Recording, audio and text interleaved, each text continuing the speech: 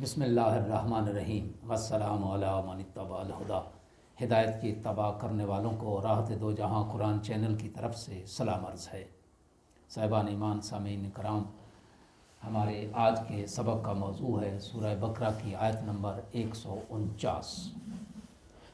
تو آئیے اس پروردگار کے نام سے شروع کرتے ہیں جس کی سلطنت دائمی ہے اور جس کی نگاہیں تمام مخلوق کا احاطہ کیے ہوئے ہیں۔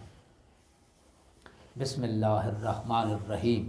ومن حیث خرجت فول وجہک شطر المسجد الحرام وانہ للحق من ربک وما اللہ بغافل عما تعملون۔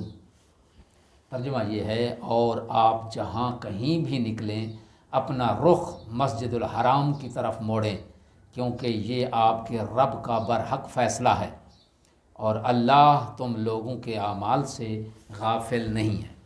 اس مختصر سی آیت کی مختصر سی تفسیر، قبلے کے بارے میں پیش آنے والی الجھنوں کو ختم کرتے ہوئے اللہ تبارک و تعالیٰ ارشاد فرماتا ہے کہ یہ جدید حکم صرف مدینے سے مختص نہیں بلکہ ایک عمومی حکم ہے۔ مسلمان دنیا کے جس گوشے میں ہو، نماز کے وقت اسے اپنا رخ مسجد الحرام ہی کی طرف کرنا ہوگا۔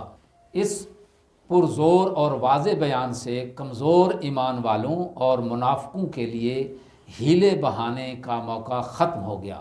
ایسا نہ ہو کہ وہ مدینے سے باہر جا کر اپنی قدیم روایات کو اپناتے ہوئے بیت المقدس کی طرف رخ کرنا شروع کر دیں۔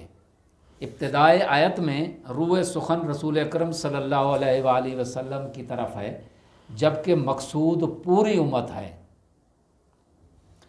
مخاطبین کو متنبہ کرنے کا یہ ایک بلیغ انداز ہے کہ خطاب کسی سے ہو لیکن کسی دوسرے کو سنانا مقصود ہو۔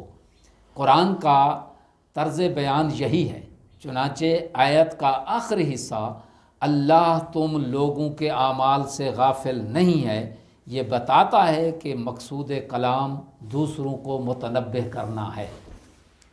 اس آیت میں بیان ہونے والے اہم نکات دو ہیں۔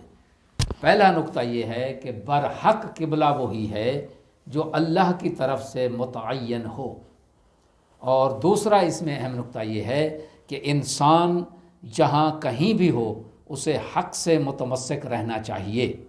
آخر میں یہ دعا ہے کہ خداوند عالم ہمیں دین مبین پہ ثابت قدم رکھے۔ وآخر دعوانا ان الحمد للہ رب العالمین۔